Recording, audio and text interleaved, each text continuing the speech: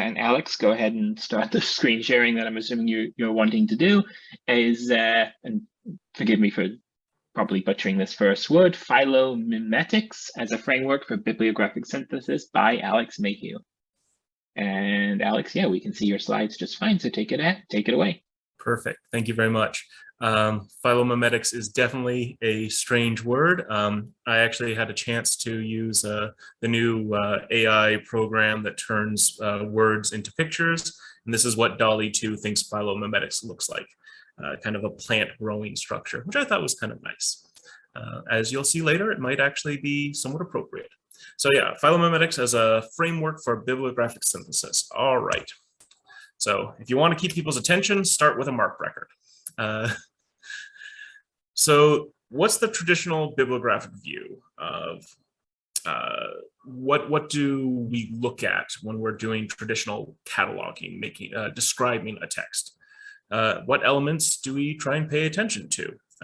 And the things that the goals of traditional bibliographic description is, disambiguation and collocation, access. And we pay attention to things like the title, the author, the publisher.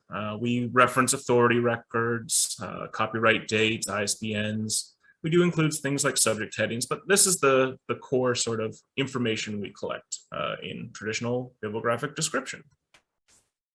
And what does this kind of imply about our view of texts? And I would suggest that this view of text implies that texts are original creations, fully created by one or more creators. So when classifying, cataloging, or organizing texts, we imagine the text as essentialist, which is a term from philosophy, which says that there are core qualities that form a sort of prototype that other entities are compared against.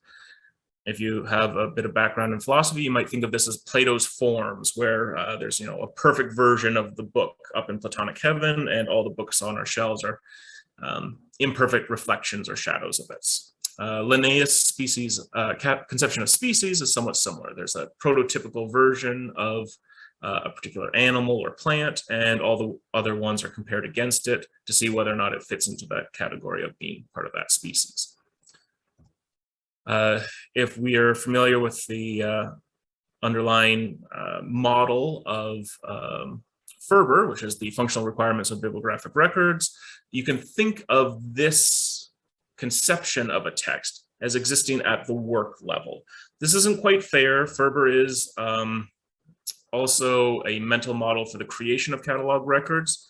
But if you examine a lot of the texts written about Ferber, there's a very clear urge and desire to also have a mental model of what a text is in it of itself, a conception of not just how to create records, but a philosophical conception of what counts as a text. And Ferber kind of fills that role, LRM to a degree as well.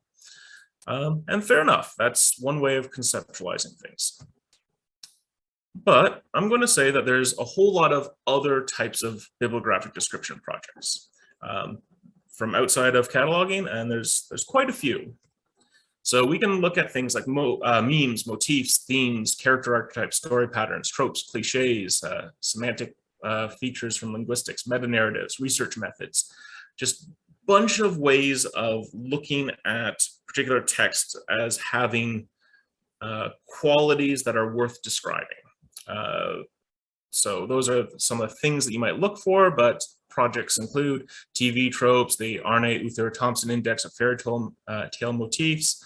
There's literary criticism that includes the hero's journey, the 7 basic plots, meta-narratives, and many character archetypes. There's a tree of the relationships of tabletop role-playing games, the evolution of topic evolution in science, taxonomies of research methods. There's just so many ways to just try and characterize texts as either having particular qualities or sitting in certain relationships to try and understand them in particular ways that are of use to particular audiences.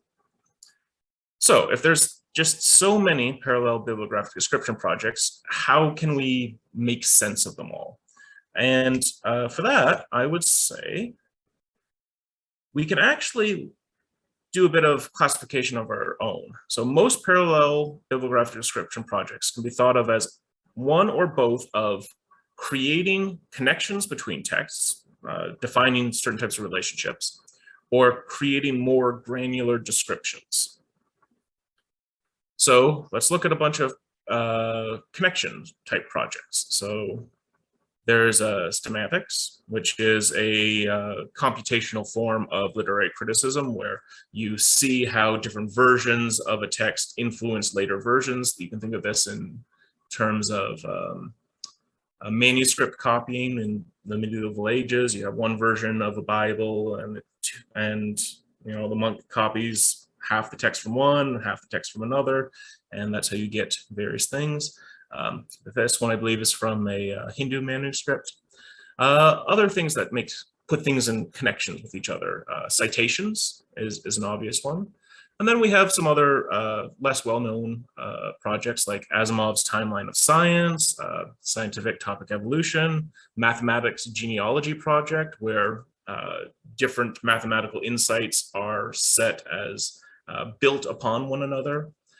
There's the idea of musical evolution, where you have different musical phenomenon shown as inheriting particular content from previous music.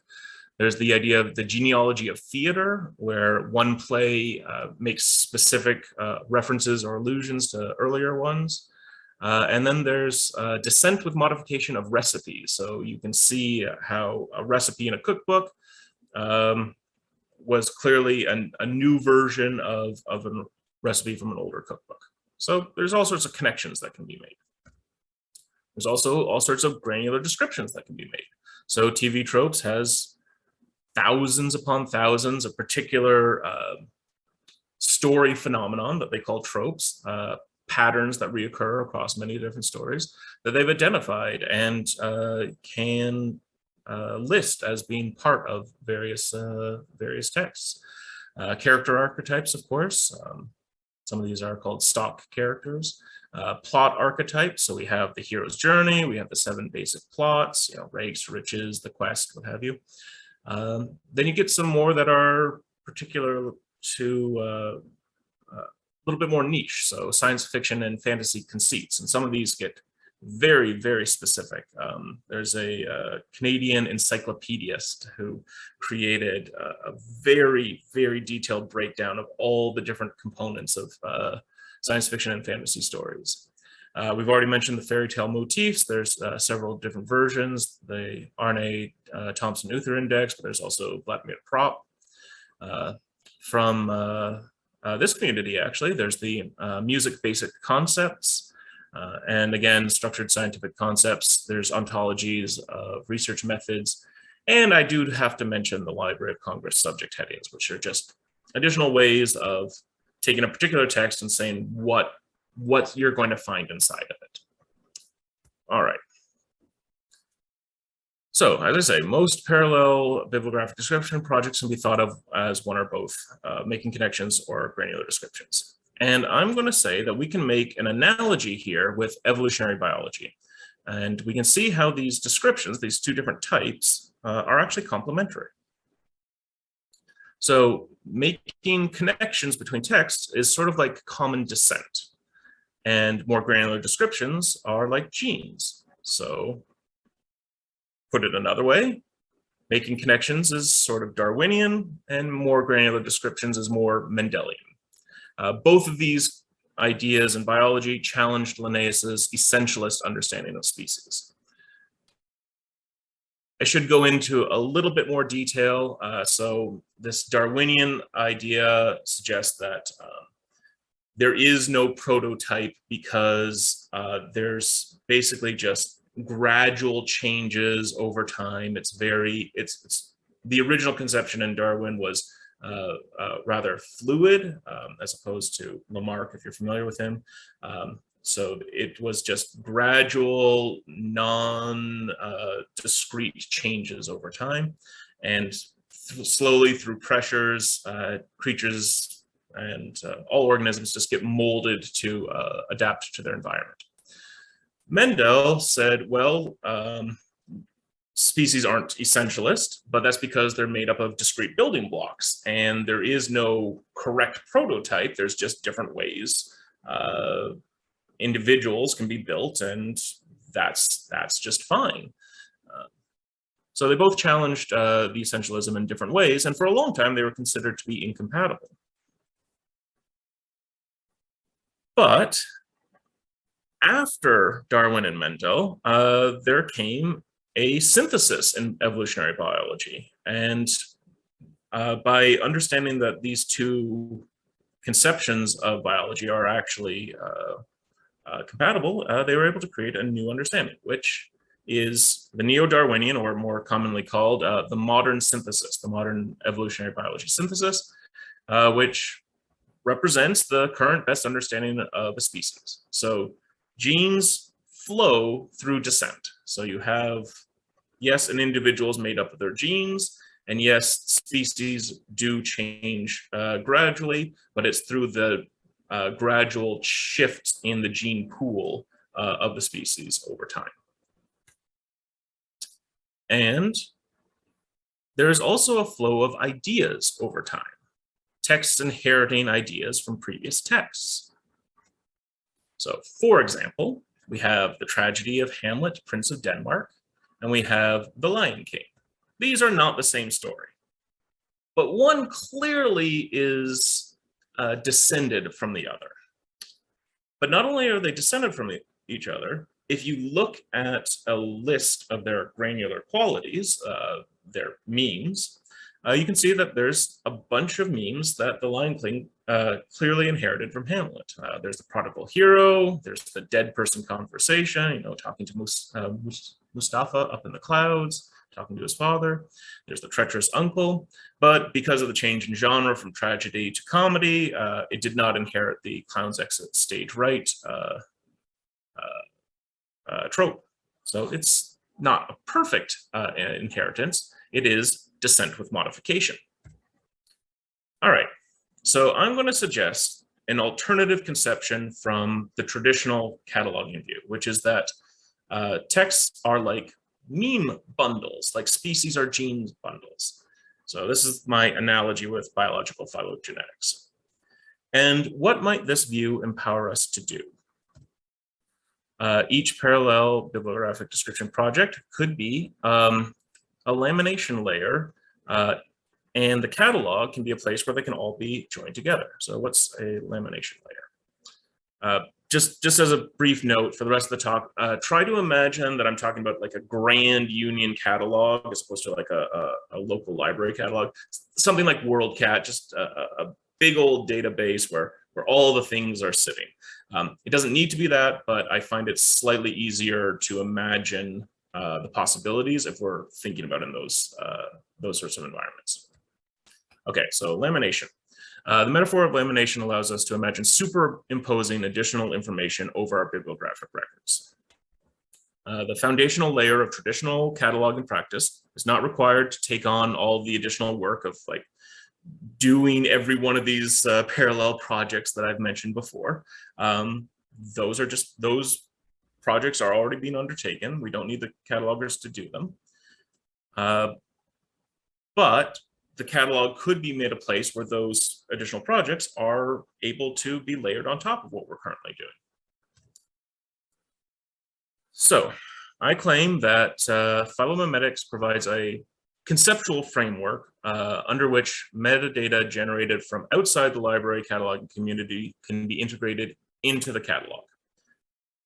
I will also note that Phylomemetics on a conceptual level is compatible with semantic web standards. Very, very roughly, attributes you can think of as the Mendelian projects, the particular, just tags, if you want, that can be added to the record of a text. And relationships, semantic relationships, if you're familiar with the the triples of subject, predicate, object are somewhat like Darwinian relationships. So the Darwinian projects would be able to be fit into this pattern. So these semantic web standards could even allow for dynamic visualizations, which could provide users with new methods of browsing the collection. For example, now this is a horrible image, but this is exactly what I was saying. This is a Darwinian semantic family tree of Romeo and Juliet. So if you like squint in there, in fact, I'll make it a little easier. Here, I'll circle them. So we see Pyramus and Thisbe, we see Romeo and Juliet, and we see West Side Story, Romiette and Julio, and they all are encoded using semantic web technology to sit in semantic relationships to each other. If you look down there really close, you see that the relationship that they sit into with each other is just influenced. So Pyramus and Thisbe influenced Romeo and Juliet, which influenced West Side Story. So it's not super complicated, but it is a new way of providing dynamic generated visualizations that could provide new navigation techniques. Okay, what about Mendelian projects? What about having particular attributes and tropes? So here is the star-crossed lovers clade. So we have down here in the bottom corner, star-crossed lovers. It's just, we don't know where in time it originally came from, but we can see all the works or species in the metaphor that that possess this particular quality, this trope. And once again, we have Pyramus and Thisbe, Romeo and Juliet, West Side Story. This is a new way of organizing things. So we could look at the particular relationships between these texts, or we could look at a particular trope and see what texts possess that trope. You could imagine having multiple tropes and seeing which texts possess that particular arrangement. But this is where the lamination comes in. You can actually superimpose one style of information on top of the other. So I still have the clade here from before, but I put the tree, the Darwinian tree, over top of it. So now you can see Pyramus and Thisbe has the influence relationship to Romeo and Juliet, and the which in turn has an influence relationship to West Side Story, all while still being able to see the star-crossed lovers connection between all these texts. This is very early days and very much a prototype, but in principle, it functions. All right. So what does this mean for catalogers? Well, it seems like it could be an awful lot of extra work for them, but that's not what I'm aiming for. So I think that perhaps in the future, this conceptual model could serve as a model for incorporating the semantic data of parallel bibliographic description projects. Not all the projects I mentioned are semantically encoded now, but many of them will be eventually. Okay. Another possibility, and this one's a little less comfortable sometimes, is that this could serve as a model for incorporating user participation into the catalog. So I want to start here just by pointing out that this has actually been a feature of catalog since the very beginning. We've had the report problem button. We've had the ability to just go up to the librarian in the card catalog and say, this card is incorrect. The catalog has never been the sole domain of professional catalogers, and that's worth noting. Another thing that's worth noting is that no cataloger will ever have the knowledge and dedication of a fan. If someone has a passion for a topic, they will know more about that topic and could, in principle, create more detailed, more full records than the cataloger could. And right now, we're not inviting those people in. We can also learn from existing models. There's Wikipedia, which doesn't work in principle, but does seem to work in practice for some definition of work. There's TV tropes and even Reddit. All of these have features and functions that we could look to in order to well, we could look to as building blocks that we might be able to make use of in any sort of system that could incorporate user participation. Another thing to note here is that user contributions are the imported semantic data from parallel bibliographic description projects, and even the traditional metadata that catalogers create could all exist on different lamination layers, which means that if your particular library downloading records from the Grand Union catalog doesn't want to use certain layers, you would fairly easily just not import those. So that gives people a lot of extra options here. I wouldn't want to force anyone to use user-generated content if they don't want to. But it also means that if there are things going on in the traditional metadata that users don't find useful or object to in one way or another, they now have, if we implement something like this, an option for correcting the error or the perceived inadequacy of a particular record or injustice that they just didn't have before. So that, I think, is potentially useful. Yeah. All right. So I think I'm a little short, but that's okay. So this is my vision of what the catalog could be. So more than an inventory, the catalog could be a place for exploration. Go through those diagrams, those trees, those visualizations, see where you end up. It could be a place for creation. It's fun to edit Wikipedia. It would be fun to make connections between texts, to describe the memetic content of your favorite book. There's a reason why TV Tropes is as large as it is. People enjoy that. And that's the thing I'd want to end on, is it could just be fun. And that's just it. Thank you very much.